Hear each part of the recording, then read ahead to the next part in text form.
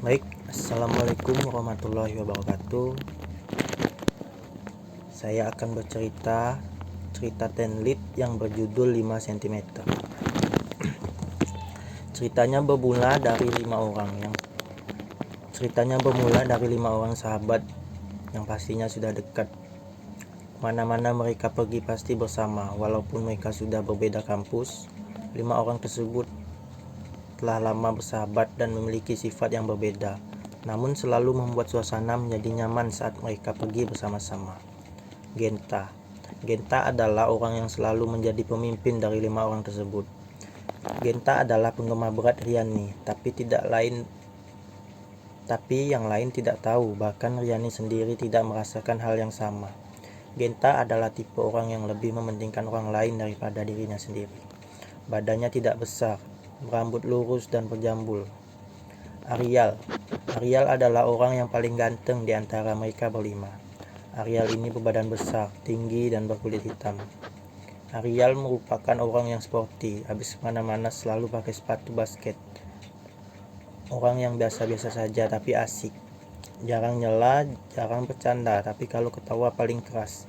Arial ini anak fakultas hukum yang tidak ngerti hukum, tapi orang paling patuh sama peraturan.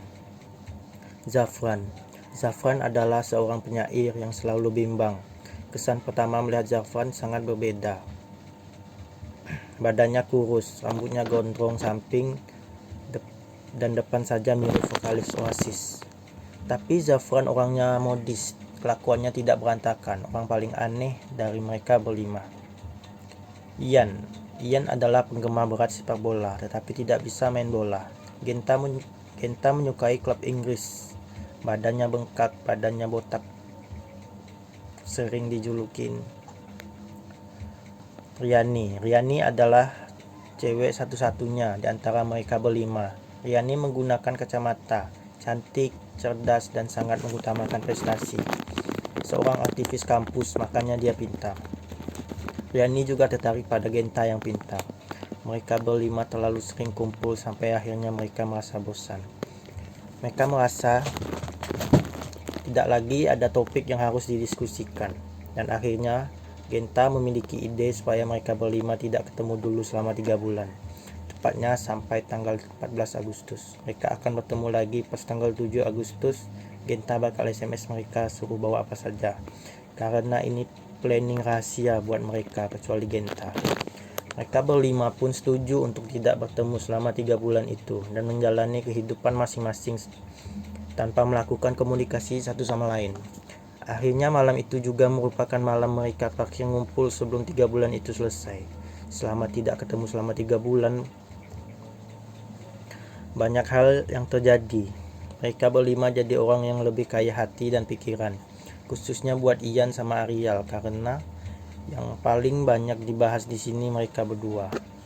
Dan akhirnya menyelesaikan skripsinya yang sudah tertunda lama banget dengan perjuangan yang sangat keras. Itulah perusahaan untuk menyebar kuesioner, tapi akhirnya Ian lulus juga.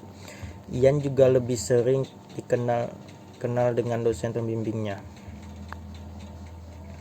Tiap kata pakai titik, tapi kalau ngomongnya cepat. Yang tadinya sangat tidak disukai Ian. Arial akhirnya punya pacar namanya Indi, cewek yang dia kenal di tempat fitness. Mereka jadian di puncak di villanya Arial. Dan pas pulang ini jadi pertama kalinya Arial melanggar peraturan karena sepanjang jalan Arial menyetir cuma dengan satu tangan. Satu tangannya lagi asik menggenggam Indi. Genta sukses dengan proyek-proyek EO-nya dan ide-ide cemerlang, dan sama seperti Riani, kalau ditanya kok bisa, dia cuma jawab dengan kata 5 cm. Riani karena sangat tertarik dengan dunia broadcasting, dia magang di stasiun TV swasta dan baru 1 bulan sudah magang di liputan. Dan kalau ditanya gimana caranya, dia cuma jawab dengan kata 5 cm. Zafran masih PDKT dengan adik kembarannya Arial, Arinda, yang sebenarnya menyukai Genta. Zafran di sini ceritanya dikit banget, tidak ada perubahan, malah masih ngerjain proyek-proyek pribadinya. Akhirnya mereka kumpul tanggal 14 Agustus di stasiun Senen. Sebelumnya tanggal 7 Agustus, Genta sudah SMS mereka buat bawa apa saja. Ariel ngajak kembarannya yang bisa nebak mau kemana, cuma Ariel. Ya, mereka mau ke Mahameru. Akhirnya mereka berlima bertemu kembali di stasiun. Rasa rindu kelima sahabat ini akhirnya bisa bertemu lagi dan mereka saling bercerita pengalaman mereka selama berpisah. Mulai dari perjalanan mereka masih di kereta. Sampai di puncak Mahameru, banyak pengalaman yang mereka alami yang membuat mereka tahu kerasnya tanah air, sekaligus membuat mereka lebih cinta sama tanah air.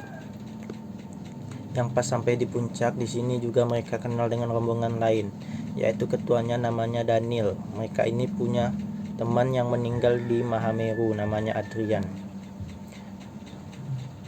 Dan karena tidak ketemu jasadnya di sana, banyak dibuat pemakaman, tapi cuma dari tempat mereka yang hilang.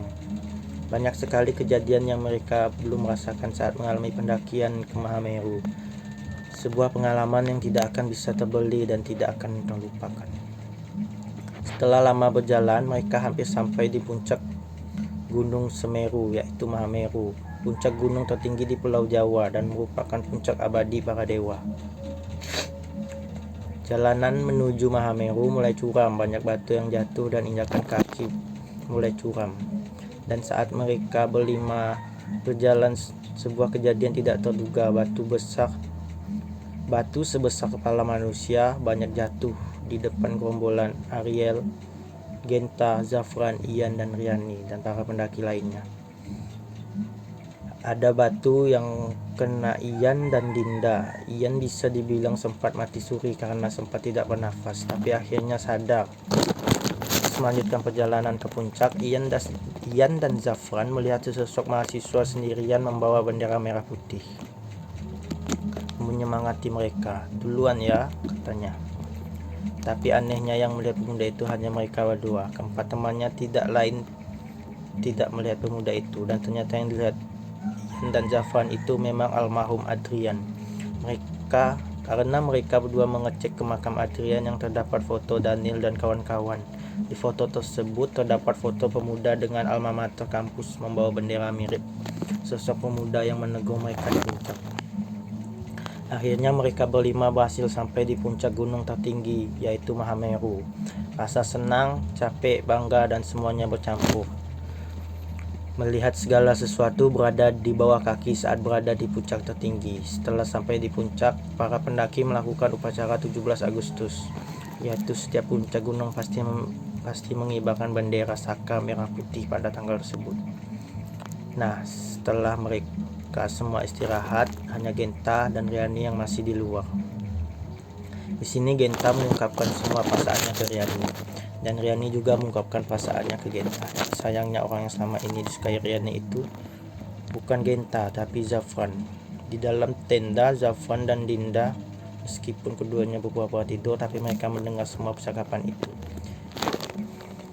Dan 10 tahun kemudian, mereka masih berkumpul berbarengan karena anak-anak mereka bersekolah di TK yang sama. Lucunya, anak-anak mereka punya sifat sama persis dengan orang tuanya. Ariel menikah dengan Indi dan memiliki anak lelaki bernama Aryan. Zafran menikah dengan Riani dan memiliki anak lelaki bernama Zafran Junior, dan akan memiliki anak lagi karena Riani sedang hamil anak kedua. Genta menikah dengan Citra, teman kantor Riani, dan memiliki anak lelaki bernama Aga. Ian menikah dengan Happy Asalma dan memiliki anak bernama David, dan Dinda menikah dengan Daniel dan memiliki anak perempuan yang bernama Deninda. Sekian cerita dari saya, terima kasih.